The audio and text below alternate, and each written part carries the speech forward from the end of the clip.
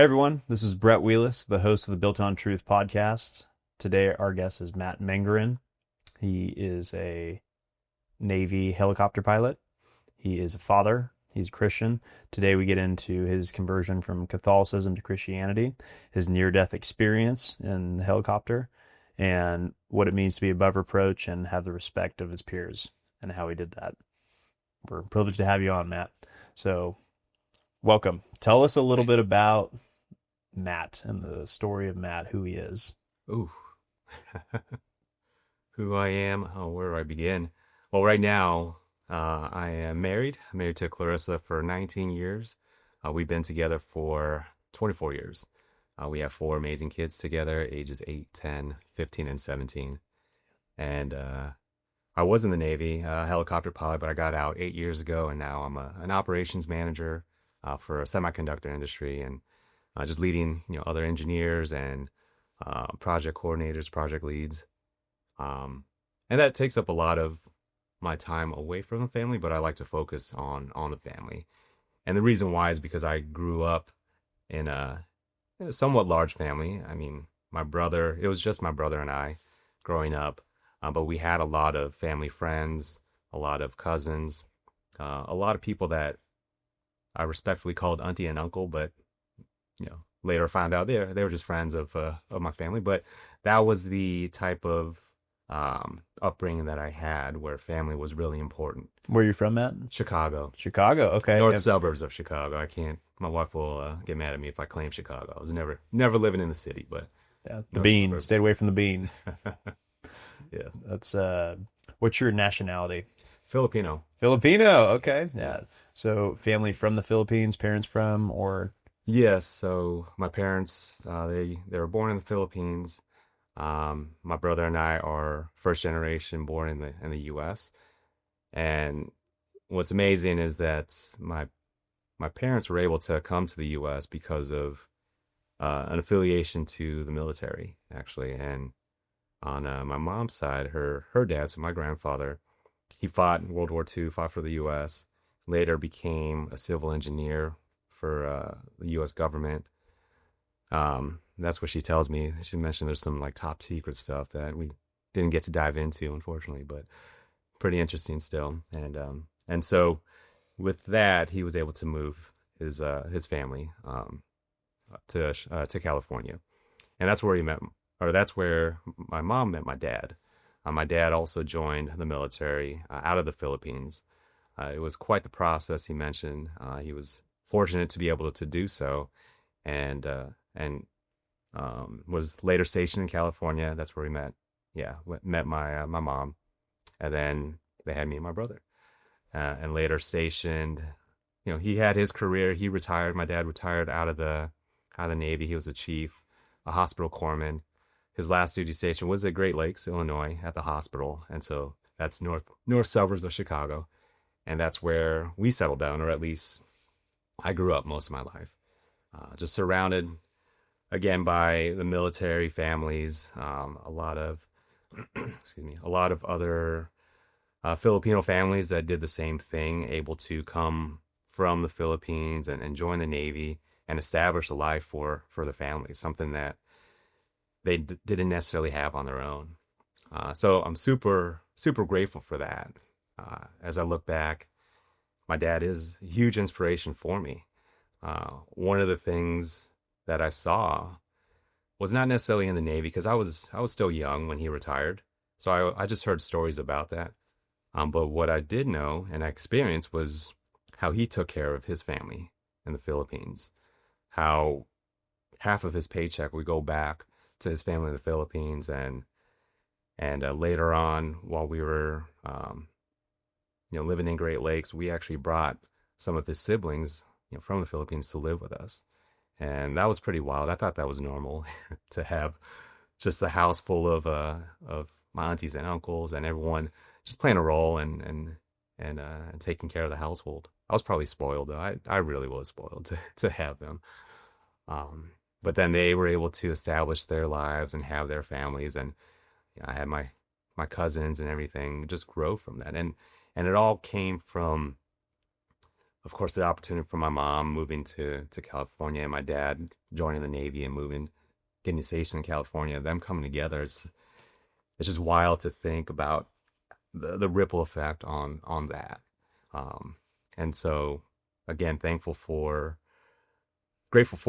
what my dad's career in the military was able to provide for his family and of course for me and my brother. So again, with my parents and their ties to the military, my brother also decided to join. He's 6 years older than me, and so when I was in junior high school, I remember him going to boot camp, and we actually weren't that close growing up because of the age gap.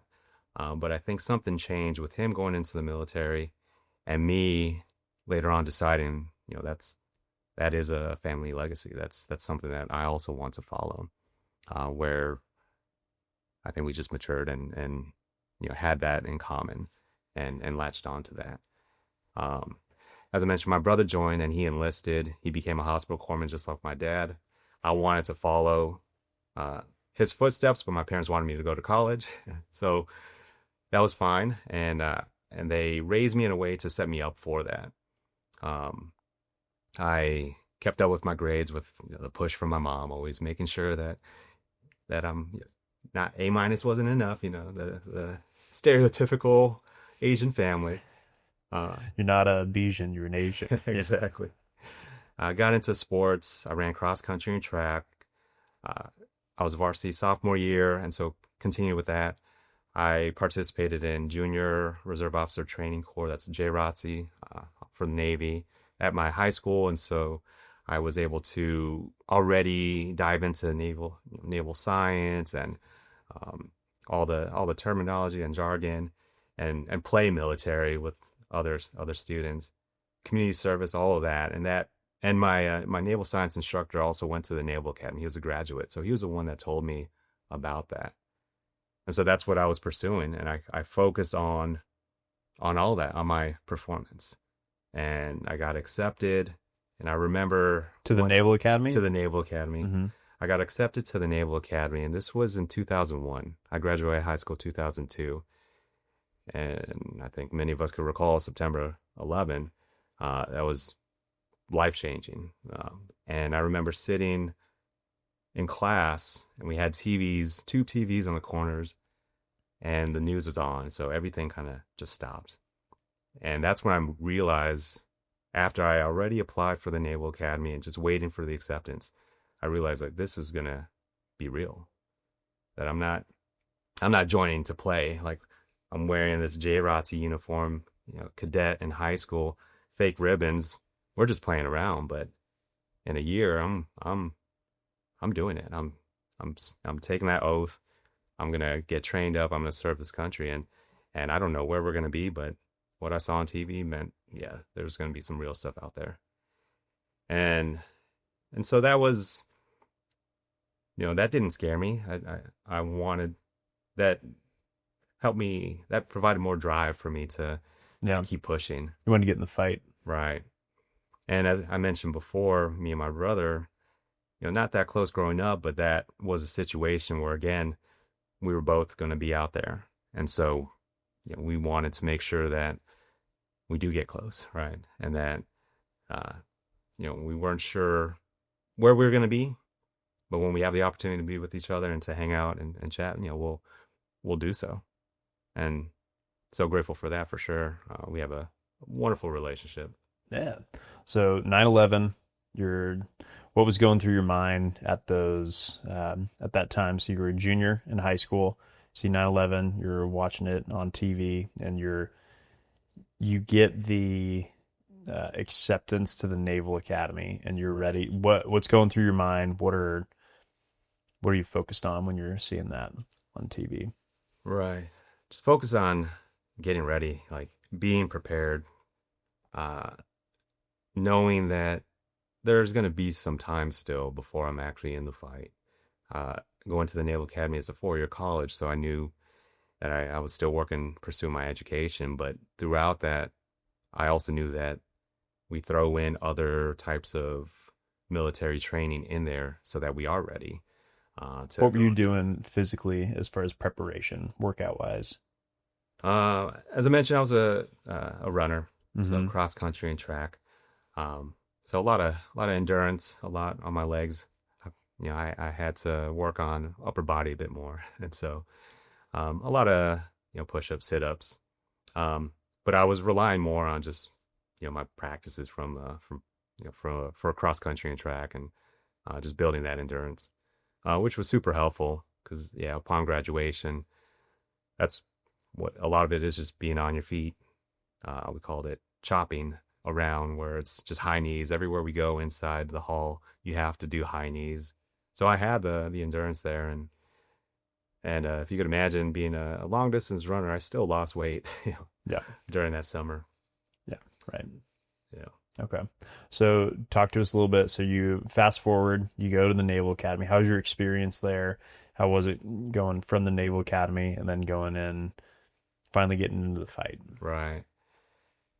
Yeah. So one thing I will mention, uh, I met Clarissa right before my senior year. I had already applied to the Naval Academy. I found out a few days after 9/11 that I got accepted. So everything happened pretty quickly. And we were fresh in our relationship. And, young puppy love. I told her I'm going to Annapolis. She says she's staying there. So we say, okay, well, we'll see what happens with this. We'll have fun now, but I don't know if there'll be a future. And she also didn't want to get away from. She also didn't want to take me away from my passion, my dream to go into the service, become a naval officer. And she also didn't quite see herself living that lifestyle either. Yeah. However, after the senior year, we had fun, and we loved each other, the young love, and we decided we'll give it a shot. And so Getting married or just relationship, just long term? yes, continue with the long distance relationship. Well, she goes to college in Chicago, and I'm in Annapolis, getting yelled at and learning about weapon systems fore and aft of a Arleigh Burke class destroyer, and so I had to balance that, continue thinking about my future, which I hope involved her, but it was mostly going through this, graduating, becoming the best officer I can be, the best leader I can be, and that being my career to take care of Clarissa and our future family, if that's what we want to do. Yeah, I mean, we were really thinking long term, but of course that was difficult. Any long distance relationship is tough. Communication is key, but back then we had calling cards, and, Oh, and it was limited. It was expensive. I snuck in a cell phone, and I got in trouble for it. So, not the best, but it was tough. And so trying to again wrestle with the my drive for my career with my relationship with Clarissa was difficult. Long story short, we got through it. We had our ups and downs, and we had our ups and downs. But yeah, I was able to really focus on. Well, I was focusing a lot on my performance at the Naval Academy in order to get the desirable job. mm. Which was being a pilot at the time, that the focus? Yes, and I really didn't think about it going in to the Naval Academy. I had glasses, and so being a pilot wasn't on my radar. Because you wore glasses. Correct. Yeah. But because I had the opportunity to get PRK eye surgery, that opened up. And again, that was desirable by many. And so, like I said, I had to work hard to get it, had to perform, had to keep my grades up, everything that my mom and dad, pushed on me early on. I had to continue that. Oh, and by the way, I gotta, check, make sure Clarissa's okay, and that, we're taking care of our relationship, but again, focus on my performance there. And I was able to, get naval aviation as my designator, and continue on with my journey. And then you and Clarissa got married. When was that? Right after graduation? Right after graduation. Nice. Wow, what an exciting year. 5 days. 5 days after graduation. Wow. Yeah. Oh my goodness. Yeah, we were ready to just make it happen, and 4 years is a long time to be dating. Long distance too. Oh, absolutely. Absolutely. And that's all glory to God on that. I mean, we weren't really following Christ at that time, but we see where his hand was in everything. Right. And to be able to just say that, I think at the Naval Academy, they called it the 2% Club, where only 2% of people that go to the Naval Academy with a relationship actually graduate with the same relationship. So yeah. So happy to be part of that club, but again, it wasn't easy. And as soon as I had the chance to make it official, we like I said, 5 days later we got married, and then within a few weeks we packed up her stuff from her mom's house, and we moved over to Monterey. Oh, okay. So that's where you went to be stationed. Yeah. So tell us a little bit. So you guys got married. You were not Christians at the time. Tell us a little bit about your background and then what changed for you when you did become a Christian, you and your wife. Yeah. So we grew up Catholic, Filipino community. That is the most popular religion, being Catholic. For me, we went to a small community church that was on Bay or near the Great Lakes. And so a lot of military families, a lot of our friends, very tight knit. I was an altar server. I was very involved in the church, and I mentioned community service. That was all part of it. The challenge was when I was away from that church. I think I liked the people and the priest more than maybe the actual religion itself, and people. So going to the Naval Academy and then different stations, I struggled trying to get that relationship with others, and find a good church. And as I mentioned, a lot of what I was doing was I was focused on myself, right? On my own works, my own performance and driving and because Catholicism is primarily works-based. Right. And it was working for the most part until it wasn't when I was deployed for the first time. I was deployed and I felt like. Where'd you to Iraq? This one was Western Pacific. Okay. So it was. I was deployed. What year was that? 05? 2010. Okay, 10. Got it. Yeah. And so, rewind a bit. I graduate. We get married. I spent about four years in school still. In Monterey. Naval Postgraduate School in Monterey, and then flight school. And still focusing on my performance, because at every evolution you get evaluated, and then there's a certain stage where now there's a choice or a preference, and because of that I had to really dig deep and just focus on myself. And meanwhile we have we're newlyweds. We have our first daughter. She was born in Pensacola, Florida, where I'm going to flight school. And now I have another responsibility as a father while trying to pursue my career in order to take care of them. That's at least what I told myself. And so again, really focus on getting the best grades and being able to, when the time comes, choose what platform I want to fly. So in flight school, you start off with primary, flying single engine aircraft, and then you decide whether you want to fly multi-engine jets or helicopters.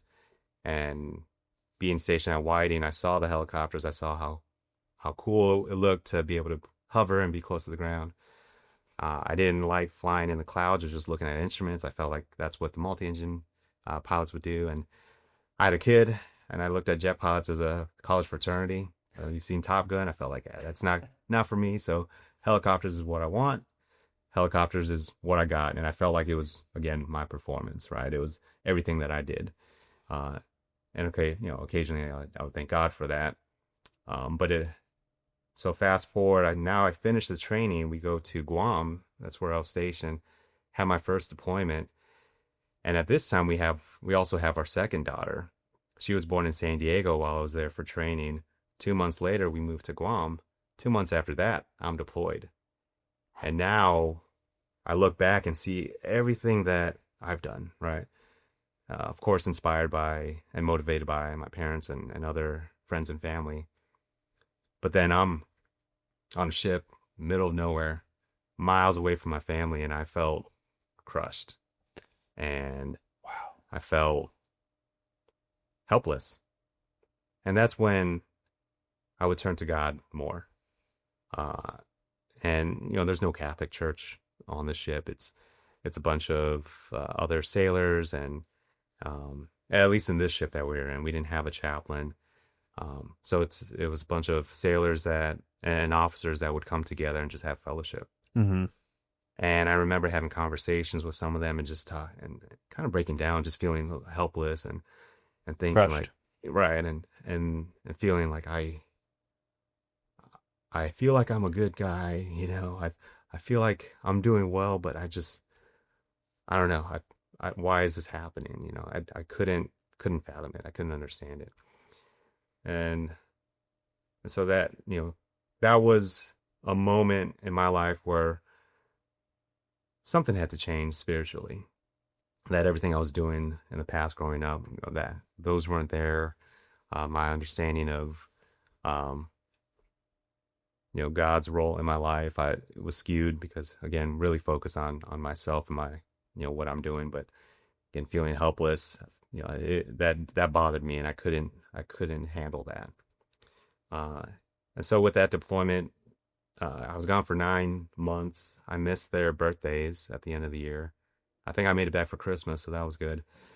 And you would think that coming home something would change, but really it didn't, unfortunately. So you're crushed and powerless on this boat where you're a fully vetted helicopter pilot. You're on this deployment. 9 months is a long time. That's a long deployment. Missing your 2 children's birthdays. Your wife is solo, right? Because there's no other. I mean, she has the support of the other military wives, but she doesn't have her family or your family to help out. So she's riding solo. Oh yeah. You're feeling powerless, feeling crushed on this boat. And do you have service? Are you able to talk to her? Was that? No, only we had pretty slow internet, and it was just official work, emails. Okay. But not to detract from the story at hand. So you come back and you thought it would all kind of click in place for you, and it seems to not be the case. Right. So I get back, and you would think, again, I dealt with that. Now let's pivot. Let's change something. But I think I was just happy to be home, and then I kind of treated it like status quo, like everything that happened this 9 months. Like I didn't like that, but I'm home. Everything's good. And then, oh, by the way, I have to prepare for my next deployment. So I continue focusing on training, on my qualifications. And meanwhile, I have a family at home that I'm trying to be there, for as well, in between, late nights and training flights and all. But there's no push to try to seek God in another way. Mm. And I think because I didn't feel like I was in a vulnerable state. I believe I looked at God as someone that I would go to if I needed help. Mm. But when I'm at a good state, I rarely was grateful for that. And I feel bad about that for sure. So tell me a little bit about, Matt, you mentioned, so Naval Academy, you get designated, and so you're a helicopter pilot, and I know there's things called the golden path for aviation. Can you talk about that a little bit and how that went for you? Right. Yeah, the golden path for aviation it's all about the career progression, right? We have flight school, you go to your sea tour, you do your 2 deployments, you get your qualifications, continue to perform, and then from there, the path is to become a trainer, an instructor at flight school. And that's where you're seeing all the new students come in, and potentially they're going to be they're going to be your pilots when you become a department head, and maybe later on a captain of a squadron. And I was really pushing for that, right? After the deployments, I'm back with the family, but I'm still focused on my training qualifications. I go on another deployment. This time we go to Iraq and Kuwait doing medevac mission. Again, a very sought after deployment because of the rewards there and how much we get to learn. And so I felt like I just continued to build on my, my qualifications, on who I am as a pilot. I get back from that deployment, and I had one of the top jobs in our squadron, and so I felt like I am on track. I'm going to take the family to San Diego or Norfolk. I'm going to be an instructor pilot. This is going to be good for my career, and I'm going to be able to take care of them. Well, that didn't happen. I remember I was in the house waiting for a phone call from our CO, who's to let us know if we got accepted. We put our preference in just like we did in the past, right? For what year is this? This was 2012. Okay.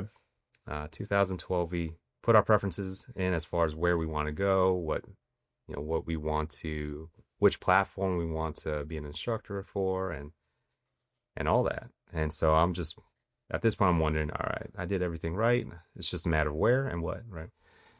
I get the phone call, and he tells me I didn't get selected for anything. And wow. And so, you talk about how your life flashed before your eyes. Like, I think about everything that I did, right? My grades, my athletics, my, performance, my qualification. And then this happens. Like, whoa, what's up with that? And so I cried. I broke down. I think that was one of the first times that Clarissa saw me, that my kids saw me cry like that. And, I had to pick myself up. I needed a moment for sure. But then I had a meeting with my executive officer, and we took a look at other opportunities. And at that time, again, we were, we still consider ourselves Catholic. We were searching for God. And at that moment, when we were looking at the different billets, the different duty stations and jobs, we saw Whidbey Island.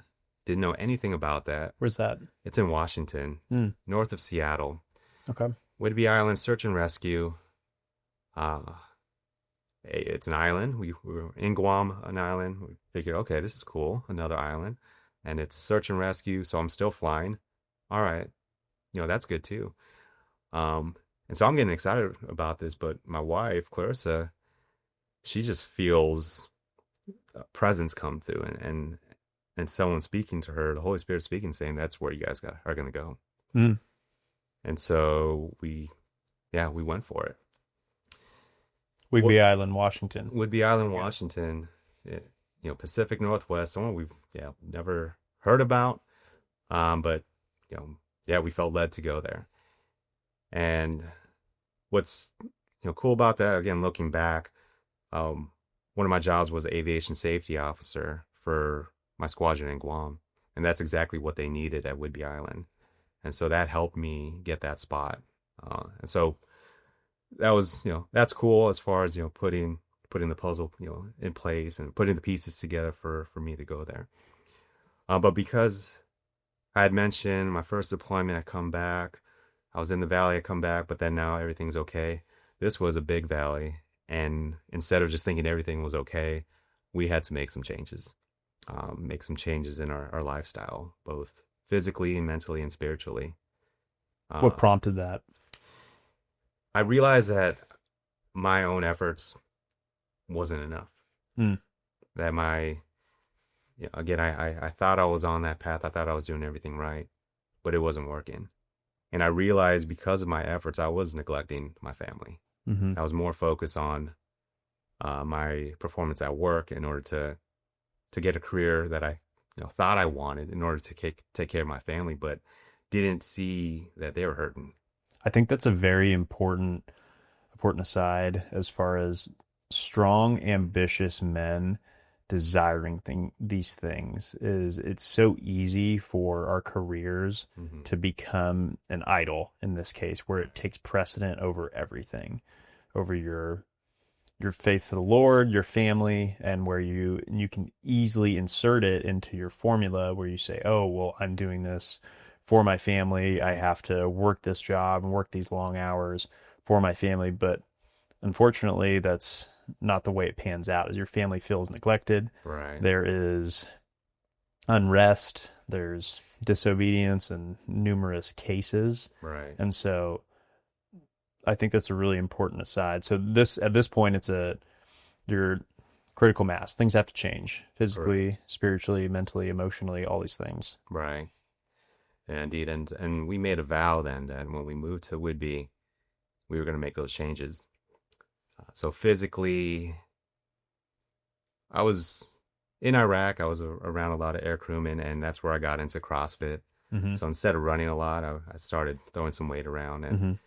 and that was great. I think initially, again, I wasn't a Christian at the time. Initially, I was just thinking, this is a good way to connect with the team, which it was. But then the results, I love seeing comments from my wife as far as what she enjoyed seeing. So It's good. that was motivating. It's all for the wife. That's right. And so I did want to keep that up. I felt better about myself. I felt like that was also a good example for my kids. And we decided when we moved to Washington, we'll have a garage gym because we didn't want to take me away at, some local gym or the base gym. And we were fortunate that our house actually was next to a playground. Mm. So I'd be able to work out and watch the kids and play. And I always thought about, I remember there was one time where there was a boy that was messing with my girls, just teasing them. And I'm in a middle of a push press, and our rack is next to a door, and I see it through the window. And so I'm in this press position, and I move over. I'm like, hey, what are you doing to my daughters? Freaked him out. He ran away, but he came back later. I talked to him, but again, yeah, that was probably not the best. I'm not trying to intimidate them. Maybe I am when they are older and bring home a guy, but it worked. It worked. So physically doing that, mentally we were around nature, the Cascades, the Olympics, just enjoying what God has for us. Breathtaking. And, absolutely. And flying there, doing search and rescue, doing medevac, and not being an instructor, not having to worry about the stress of a student trying to kill me, right? Mm-hmm. But more. Yeah, I mean, there's the stress of the environment, of the dynamics, the weather, the mountains, all that. But ultimately, there wasn't that pressure. I was surrounded by other pilots and air crewmen that they weren't competing against each other. We weren't competing against each other, and so mentally, that was great for us at work, at home, just the overall environment. Amen. So it's all clicking for you. Right. So and God's put you, and as we know, as believers who spend time reading the Bible, we know that His will is better than our will. And so you're starting to see, oh, wow, this is really good for me. And are you guys Christians at this point? You still practicing Catholics? What's that looking like? So when we got to Whidbey, we were looking for a church. Mm-hmm. And Catholic church, Christian church? A Christian church at this point. Okay. And that was part of our spiritual change. Mm-hmm. We did fail at finding a good Catholic church that we enjoyed at all the other duty stations. So this time I caved in and said, yes, let's go to a Christian church, non-denominational. Mm-hmm. And one of my friends, he was in Guam and he gets stationed to Whidbey Island before us. Oh, cool. And he was holding my mail, so all my mail I forwarded to him. And I remember we get there, I'll go to pick up our mail. He's not there, but his wife is. Mm-hmm. And she's just talking about like, oh, it's so beautiful here, the weather. And, oh, by the way, do you guys go to church? Oh, we go to this church, the Bridge. It's, just as you go to Anacortes. And she was just going at it. And my wife and I looked at each other and we were like, where is this coming from? But tell us more. And what's amazing is that when they were in Washington at their, or sorry, when they were in Guam at their church, someone from the church at Whidbey had a brother that had visited Whidbey and then later went to Guam and happened to have like pamphlets or something from The bridge? church, from the bridge, Okay. and gave that to our friends, and that's how they started going to the bridge, and then invited us, and from there, yeah, it was like we considered that our nest. That's where we really dove into very sound worship, reading straight out of the Bible, and just overall, great teaching. And that's where, again, spiritually, we wanted to improve our lives, ourselves there, and decided to get involved in the church. And so my wife participated and volunteered for, I think it was a summer event for the kids, kids camp. Like Vacation Bible School or Right. something similar. Mm-hmm. And she sat next to who would soon be one of my spiritual mentors. And they connected, and he later calls me to talk about a men's group that he's starting on a Friday night where they want to dive into this concept of grace. And I was hesitant at first because on a Friday night, at least in Guam, the last thing I wanted to do was sit in a trailer with other men and talk about the Bible. I was ready to go out to the bars and stuff, but right. Again, we made a vow to change it. And so Friday nights, that's what we did. We joined other men, and we dove into his grace, and that's where it really clicked. Okay. So that's the moment. Right. Mm-hmm. And that's where I consider myself truly saved, where I understood for sure that, that again, it's not my own works. It's not my power, but it's his. A spiritual mentor, Mark Landis, he likes to use the moon as an analogy, that the moon doesn't have its own light. It can't produce its own light. But what it does do, it reflects the light from the sun. Okay. And so that's how he sees grace, and not just, God's grace, grace and mercy. Sometimes we mix those up, but also just reflecting who God is and shining his light, and whatever you do, right, that you want to bring glory to God. And so I talk about physically, it was no longer about, the vanity. It wasn't, it wasn't to, compete with other air crewmen. It was still to connect for sure. And it was nice for them to recognize that this officer could keep up with them. Officer with 2 kids, that's all the respect, that being fit gives you in the light of other men, whether they're believers or not believers. Right. People don't talk about that enough. So they respect you. They're like, this guy can keep up. Right. This officer, he's got it. And once I have that respect, then I start to show them other aspects of my life. Right. To hopefully influence them. Really? For them to ask, how do you do what you do? And be able to answer with, oh, God. Amen. So yeah. So your life is your witness at that point. So you have a wife, you're faithful to her, you have children, you're raising them up. You're just a normal guy.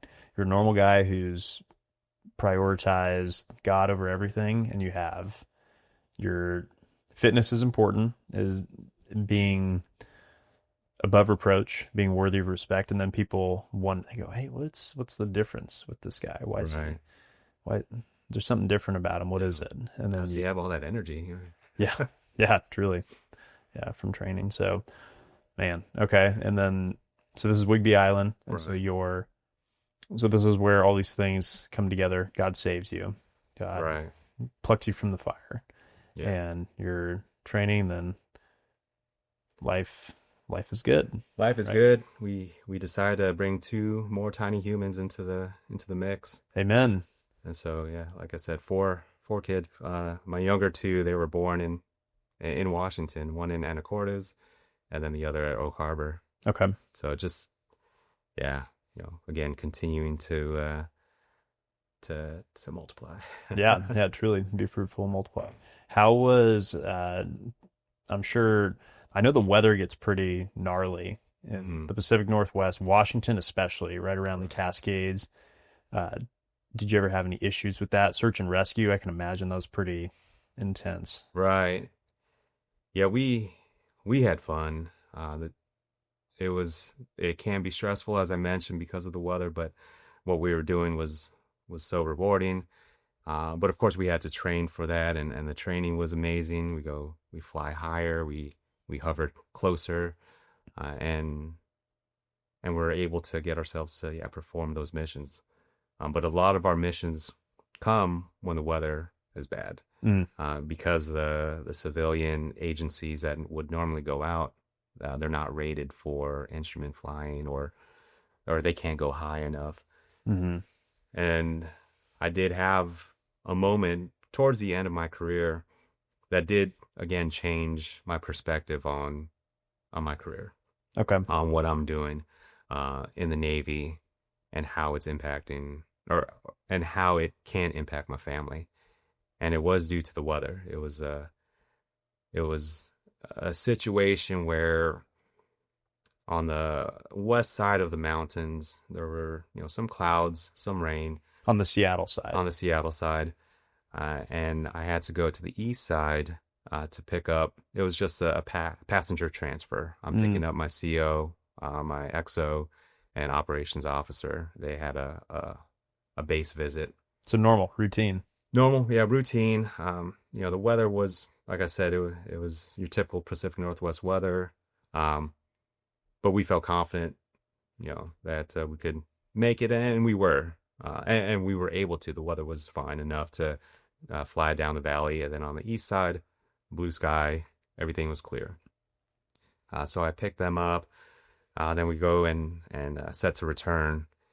But this time the valley was socked in with the clouds, and there's no way to get through that. And so I had to divert, and this time file for instrument flying, where they told me that above 8,000 feet, I believe, it would be clear. So VFR on top, visual flight rules on top of the clouds. So I take off from a small airport, again with the top three from our command, flying up 6,000 feet, still in the clouds, 7,000, 8,000 feet, still in the clouds. And because that's the desert side, right? On the east side of the state is more deserty. Mm-hmm. Right? So you're flying from the desert, you're going up and over 8,000 Right. feet above the clouds. And continuing on, and I'm still in there. Next thing I know, I see the temperature, continue to decrease to a point where we are in icing conditions, where ice can develop. I'm talking to the controller at this time, and they're helping me out to find pockets where I can get away from that. And so at this point, the training all kicks in. We remain calm.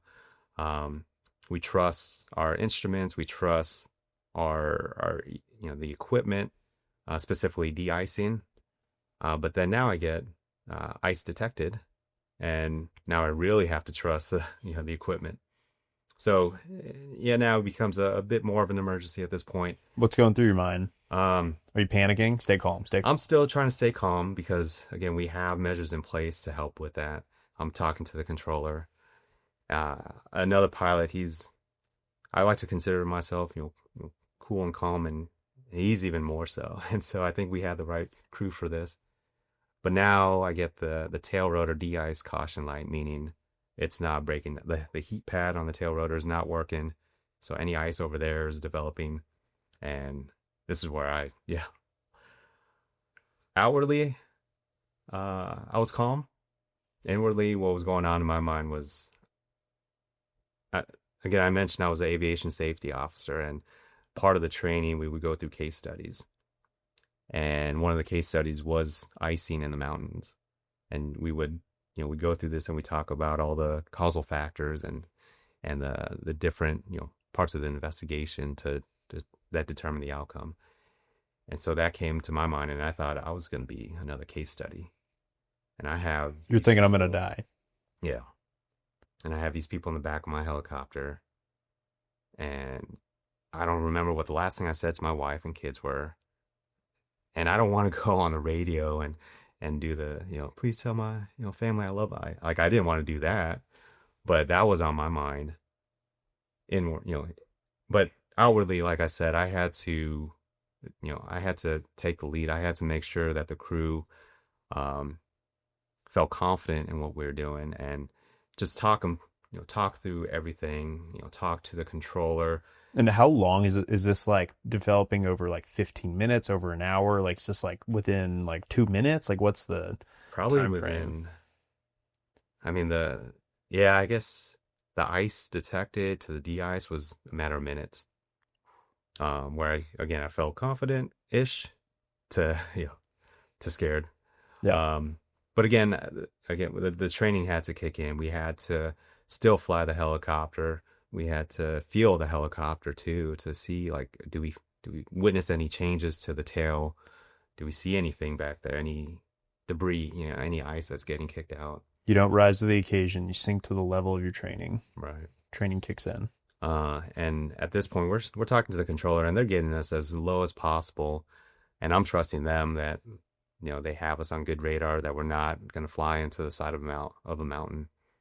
And we're in this condition for quite some time still. I would say 10, 15 minutes. Still ice detected. Can't see anything. Can't see anything. Just trusting what the controller's saying, trusting that my co-pilot is following the needles and not veering off, trusting that my air crewmen are keeping our passengers calm, but also looking outside to see if there's any opportunity where we could see the ground and get lower and just do visual. And we finally did. And I was so grateful, but still try to maintain a level head and continue flying us home. Drop off our COXO and OPSO. Have a great day, sir. And continue taxiing, park it, shut down the helicopter, chocks, covers, all that. And I get out, and I just fall to my knees, and everything, like, yeah, I was just on the ground, just crying again, I think. And then I got up and told the guys, all right, let's get some pizza, and let's talk about that, because that's Wow. And so was anybody else having that visceral reaction after? I honestly, I don't remember. I was Kind just of blacked out. Yeah, Yeah. I think so. Yeah. And so that changed me, because I enjoy that flying, but at what cost? Yeah. I enjoy the mission, the ability to save lives, but I also know that we put our lives at risk too. Yeah. And so That was just routine. That was a routine right. flight. Passenger pickup. Indeed, yeah. It wasn't a high altitude hover type of situation where we're searching for someone. It didn't necessarily break me to the point where I couldn't fly anymore, but I think some of my crew would notice that I wasn't taking the risks like I used to. And so that was that tour was my last flying tour, and I was okay with that. Yeah. There were thoughts about if I get out of the Navy, maybe I'll join the sheriff's or fire department. But same thing, like, I'm putting myself at risk, Yeah. And so I wrestled with that a bit, because I still wanted to continue to serve. I still wanted to be a public servant. I enjoyed, like I said, the mission that we did to serve our country, to serve the community. I was and still and will always be grateful for this country, for the people in it. And yeah, I always like I said, I wanted to continue to serve these people, because I also know what the opportunities in this country gave to my parents, and ultimately me and my brother, and now my family. So making that decision to not fly anymore, and then getting out of the Navy was tough, but I felt like I did my time. Yeah. I felt like I did contribute. But my mission shifted, though, and it was no longer serving this country in the Navy and the community. It was more on my family. Yep. To be a faithful husband, and to be a strong father, to grow these kids to a point where they can do the same thing, where they could have an impact on other people's lives and build their family and continue to grow. And after that, to be able to come home to home to my wife, one day an empty nest, but still have that fire in our relationship. Yep. Um, so that was yeah, my new mission after getting out of the Navy, and uh, and yeah, again, grateful for that time in there, and grateful for where I am today. Wow. That's powerful. The near death experience, especially with things that are just so far outside of your control Right. in helicopters, because it's helicopter crashes are much more likely than plane jet crashes, right? Right. I always talk about it that the Black Hawk or Nighthawk is just 20,000 pounds of magic, really. Yeah. Pixie dust, fairy dust and magic. That's how it flies. Truly, great point. Where when you were in the helicopter and things are icing up and you're on the edge of your seat, you're running through all these things. What are you thinking in regards to your faith? Are you thinking about heaven? Are you like what's going through your mind with that? Oh man. I was praying that I didn't see him yet. Oh yeah, okay, Yeah, but I knew where I was as far as where I was with my faith. At that point, I was I was a strong Christian. I feel like where I was really deep in His Word, and so um of course I was praying that my time's not up, that I can still come to my family, but at the same time your will be done, yep, and I know where I'm gonna be, and yeah. wow, So that amen. I guess that does bring some peace to it, but of course, I still think about I was still thinking about my family and all that, but ultimately, again, I know where I was gonna end up, either Yeah. at home or home. Um, so Matt, tell me about your where you've been through hell and back. You've served our country, and we're about to wrap up here. What would be words of wisdom, practical wisdom that you would like to share with our hmm viewers? So first is, well, as far as priority for me, it's God, my wife, my kids, family and friends. Um, being in fellowship with God, starting my day off in His Word, that really helps me through the day. I get a morning workout too, health wise, that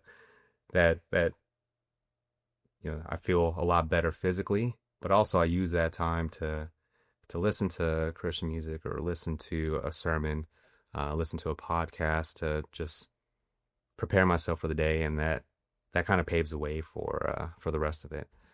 Yeah, and then like I said, my wife, I continue to date my wife, because again, when the kids are gone, it's just going to be the two of us, right? So we are intentional about having our dates, and thankfully the kids are older, so we have that flexibility. And we're also intentional about having double dates with other couples so that we can have accountability with others. And then, yeah, again, focusing on my kids. I talked about my career and how my career took over me, but then now shifting focus, really thinking about my family, and then wanting to spend as much time as I can with the kids to have those memories, to shape their lives, and um, yeah, to have fun, and again to try to train them up to be wonderful human beings, wonderful Christians, to continue to pass on our legacy and ultimately God's glory. Uh, Family and friends are important to us, as I mentioned, as far as growing up in Chicago, being surrounded by a lot of family and friends. That's something that we hold on to, and we are blessed to be here in San Diego for 8 years, coming out of the military, to be able to establish good friendships, to be with my brother. He was here for a good amount of time, and really reconnect with him, and to give our kids people that they could grow old with as well, and watch the development of so many other kids and families. And then with work, Yeah, I mean, it's important, right? I do trust in God's provision, but it doesn't mean I just sit back and allow things to just flow in. Unfortunately, it doesn't work like that all the time, most of the time. And so we are called to be hard workers. Um, we are called to set a good example. And so what I want to do with work is just that. As a manager, I am responsible for other people. And so I have the opportunity to set the example, to be, like I said, to shine his light, to take care of them, knowing that they are any company's most valuable assets. Um, but I also have to make sure that I put God first, right? That I trust in his plan for me. When I feel like I am trying to pursue too much and work on my performance and gain the favor of man, I have to take a step back and think about, am I doing this for me, Mm. or am I doing it for him? Uh, and so for me, I had to slow down after that, that defining moment back in Guam, and that was forced upon me. And so my advice to others is slow down when you can. Put God first now. Put your, take care of your spouse. Make sure you date her. Take care of the kids. Think about them and the limited time that you have with them. Um, and also, as far as my legacy for my kids, I don't think they know any of my ribbons. They know hardly any of my missions. So it's not about my accomplishments in the Navy. It really is about showing up, being there for them when they are having a hard time, being out there when they want to play baseball or go skating, and just being part of their lives. That's what they're going to remember the most. Yep. That's what I remember about my dad, where, he was there for me. And that's what I want to pass on, to my kids as well. Amen. Awesome, Matt. Well, thanks for coming on. It's Yeah. a privilege having you.